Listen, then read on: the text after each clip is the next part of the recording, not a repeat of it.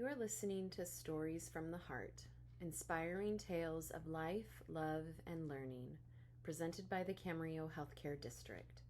In this episode, Nancy Devon Morgan shares a story about compassion, unconditional love, and shifting roles as she cares for her aging mother. "I'll bathe you, Mumma." As I said those words to her, I really knew that our lives had turned around. She looked up at me, her eyes more dim than I had ever seen them. "I'm so embarrassed," she said. Mother, daughter, daughter, mother, everything had all turned around. The cold winter in Connecticut in 1991 made our home in Florida seem very inviting to my 80-year-old mother. She had already decided that she wanted to spend the winters in Florida, dividing her time among her 4 children who lived in the warmth of the Sunshine State. My 2 older sisters lived in Central Florida, and an older brother lived 2 hours north of where my husband and I had our home. Mama had perfected a plan whereby she would spend 1 month with each of us. However, there were some problems with her plan. My husband and I worked outside of the home, and Mama couldn't be left alone for any length of time. She needed assistance. She walked with the hesitation of the frail and elderly, and we were afraid that she might fall. And we did not want to give her free rein of the kitchen. What would happen if she burned herself on the stove or accidentally cut herself with a knife? My Florida brother and I talked about what to do. Neither of us had a bedroom, so Mama would have to sleep in a makeshift bedroom. I did not know how my other siblings, 2 sisters and 2 brothers, felt about Mama's plan. Due to a family misunderstanding, we had not spoken to each other in almost 3 years. The family feud was about Mama. It was the winter of 1988, and the family was embroiled in conflict over an idea promoted by our youngest brother that Mama should leave her home and go into an adult care facility. The siblings were divided into 2 camps. Most were embracing the idea, but my Florida brother and I were against it. In the end, Mama decided she wanted to remain in the home that Daddy had built with his own 2 hands. But that did not end the conflict. It festered, an open wound, refusing to heal, and for the next 3 years, we cut ourselves off from each other, all smarting from words spoken and unspoken. Words never spoken can be as deadly as those hurled in anger. Broken-hearted over the estrangement of her children, my mother tried to make peace, as she always had done when we were children.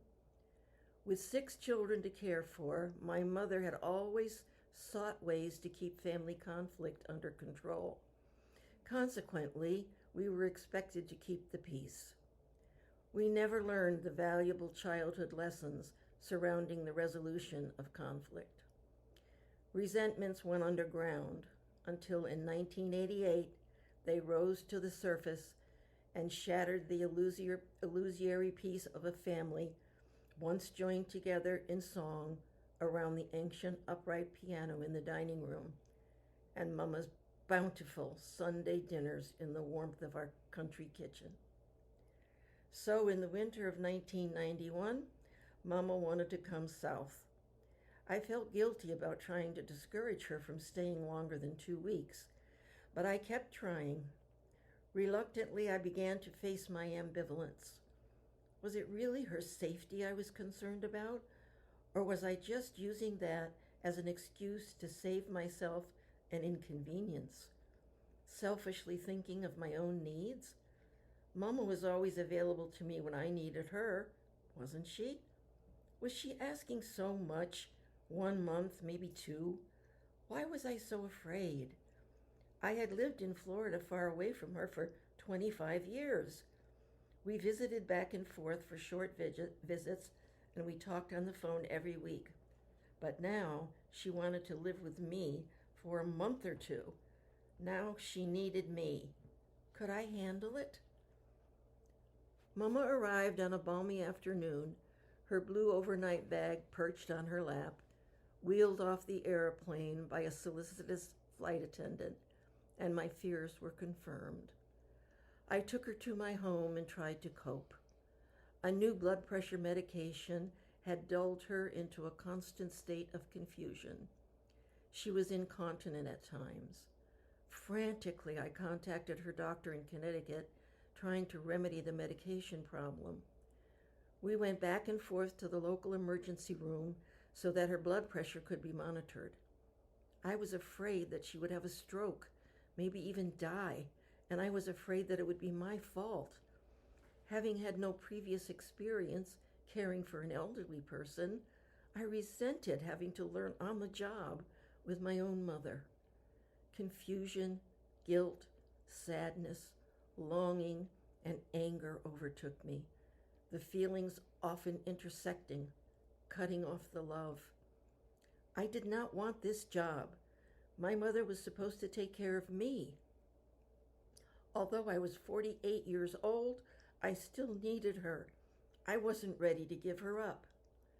Trying to accommodate the need for safety, I borrowed a walker from a friend so that Mumma would have something to lean on while taking a shower, but she wasn't using it. I soon realized that she was not even bathing herself. I had read somewhere that elderly people were afraid of falling while in the shower. I reasoned that if we addressed that fear, the problem would be solved. One evening, I asked her if she would rather use the larger shower area in the master bath, sure that she would have an easier time getting in and out. The walker, which was too large for the smaller shower area that she had been using, would be easier to navigate. She agreed to the new arrangement. Certain that I had solved the problem, I guided her into our shower, but I was not prepared for what would happen next. I had never seen my mother's naked body, and now my first glimpse of the tiny, frail woman who stood shyly before me filled my heart with sadness. I watched in horror as she struggled to wash herself.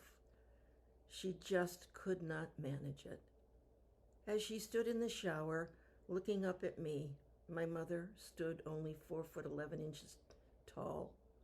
I knew that everything had turned around and that she desperately needed me now. I put aside my own fears and longings, and I gently said, "I'll bathe you, Mumma. I'm so embarrassed," she said, avoiding my eyes. "It's okay, Ma," I soothed. "I know that you did this for me when I was a child, and that you wanted me to feel clean and sweet. Now, let me give this back to you." Gently, I cleaned her soft and wrinkled body.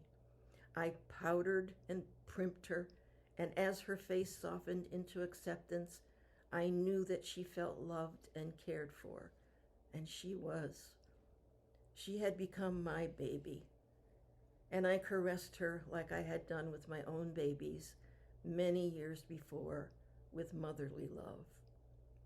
Later, my heart breaking, I cried in my husband's arms. I knew that my mother was dying. I knew that the strong woman who had nurtured me was no longer there. There was no going back. I thought of my own mortality, and I wondered if my daughter would have to bathe me someday. I became more aware of the changes in my own aging body. There was no going back. I began to grieve for my mother. There were several more baths after that evening, and each time we repeated the tender ritual, my spirit was lifted to a better place.